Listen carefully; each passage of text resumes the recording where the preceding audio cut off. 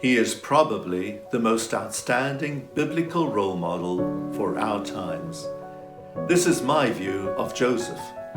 But why am I referring to him at a time when our annual public Torah reading is the book of Shemot? This is because in Parshat Beshalach there is a reference to Joseph.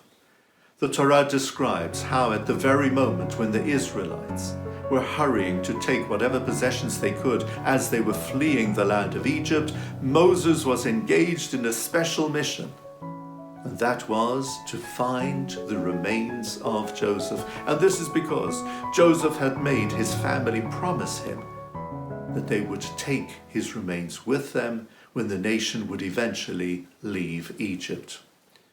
So the Torah tells us, Vayikach Moshe et atzmot Yosef imo, Moses took the bones, the remains of Joseph with him.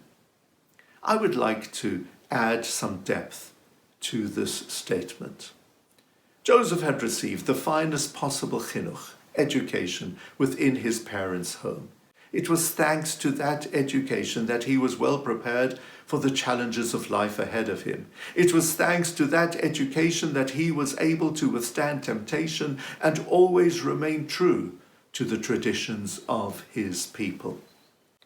Joseph engaged with Egyptian society. In fact, so much so that he rose right to the top of that society. For Joseph, what was important was that he should integrate but not assimilate. Instead of allowing the Egyptian culture and way of life to influence him, he instead enabled his actions always to reflect the finest quality of his tradition and values. No wonder, therefore, that of all biblical characters, the Talmud only refers to Joseph as Yosef HaTzadik, Joseph the righteous. So in Parshat Beshalach we're told, Vayikach Moshe et atzmot Yosef imo.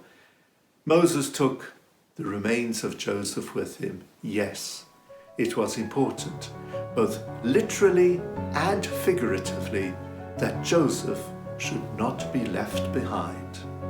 Indeed, he accompanies us to inspire us right to this very day. Shabbat Shalom.